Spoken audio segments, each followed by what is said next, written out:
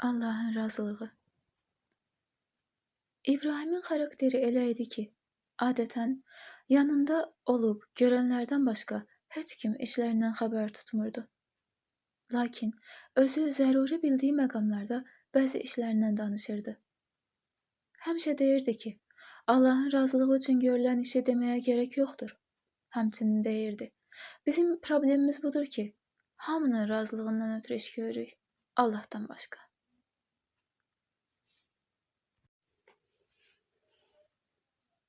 Həzrət Əli əleyhissalam buyurur, kim qəlbini və əməllərini Allahdan qeyrisindən təmizləsə, Allahın nəzərində olar.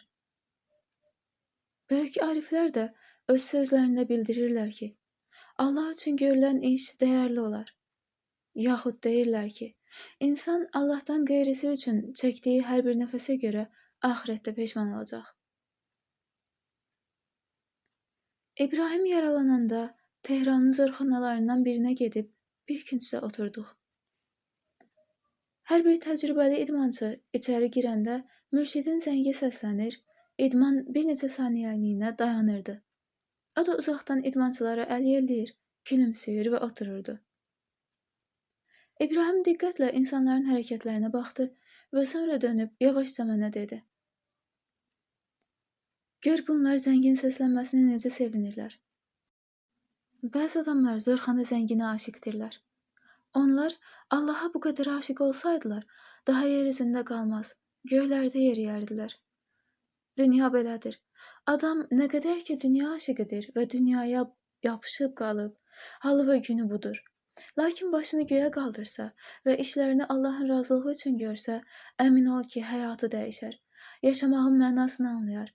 Zörxanada çoxları bilmək istəyir ki, kim daha güclüdür və kim daha tez yorulur.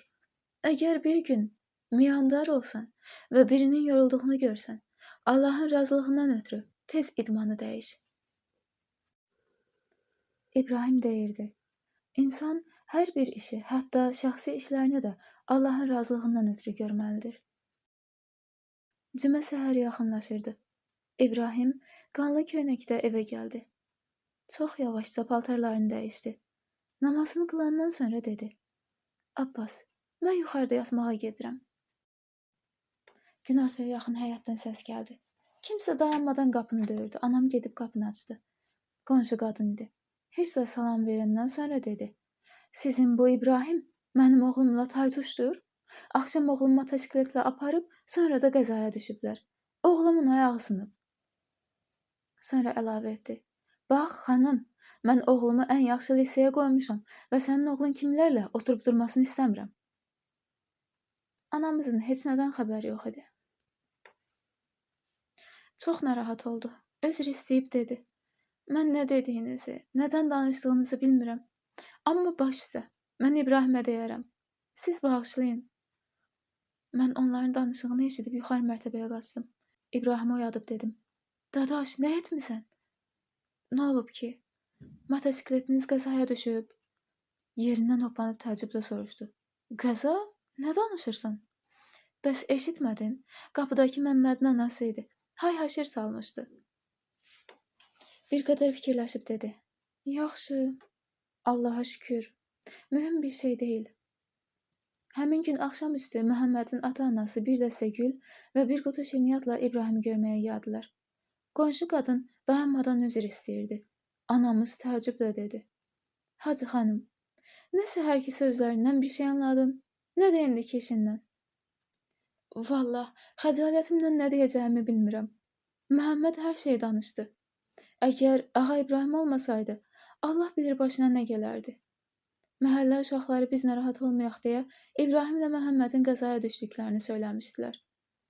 Hacı xanım, mən tez mühakimə yürütdüyümə görə üzr istəyirəm. Siz Allah, məni bağışlayın. Atasına da dedim ki, çox ayıbdır. Ağa İbrahim neçə aydır yaralanıb, biz isə hələ onu görməyə getməmişik. Buna görə əziyyət verdik. Məhəmmədə nə olub ki? Cümə axşamı gecə məscidin bədsiz üzvləri məhəllədə keşik çəkirmişlər. Məhəmməd küçədə digər uşaqların yanındaymış. Birdən əli çaxmağa keçir və səhvən silahından açılan güllə öz ayağına dəyir. O yaralanıb yıxılır və ayağından çoxlu qan axır. Bu zaman Ağa İbrahim motosikletlə gəlib, uşaqların köməyi ilə Məhəmmədin ayağının yarasını bağlayıb, sonra da xəstəxanaya çatdırıb. Qonşu qadının söhbəti bitəndən sonra dönüb İbrahimə baxdım. Xüsusi soyuqqanlılıqla bir küncdə oturmuşdu. O yaxşı bilirdi ki, Allahın razılığından ötürü bir iş görmüş adam cəmaatın sözlərinə fikir verməməlidir.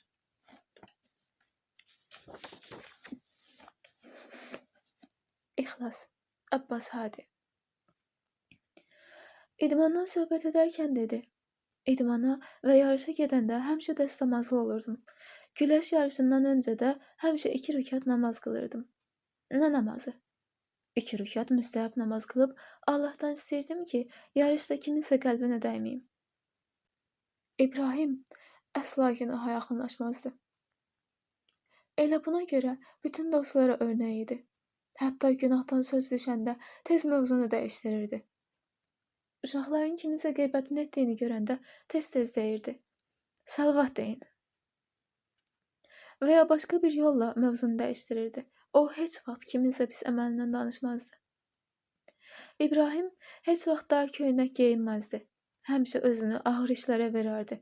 Bunun səbəbini soruşanda deyirdi. Bu işlər insan nəfsi üçün lazımdır. Şəhid Cəfər Cənkuru deyirdi. Əzadarlıq bitəndən sonra oturub birlikdə söhbət edirdik. İbrahim isə başqa bir otaqda öz halındaydı. Uşaqlar gedəndən sonra İbrahimin yanına keçdim. O hələ də mənim gəlişimi duymamışdı. Hər neçə saniyədən bir iynəni üzünə və kirpiyinin arasına vururdu. Birdən təəccüblə dedim. Nə edirsən, dadaş İbrahim? Orada olduğumu bilib yerindən qalxdı və özünə gəldi. Biraz sonra dedi. Heç nə, bir şey deyil. Sənin canın üçün olmaz. Gərək iynəni nə üçün üzünə vurduğunu deyəsən. Biraz sükut etdi və qəhərli adamlar kimi çox sakitcə danışmağa başladı. Naməhrəmi görən gözün cəzası budur.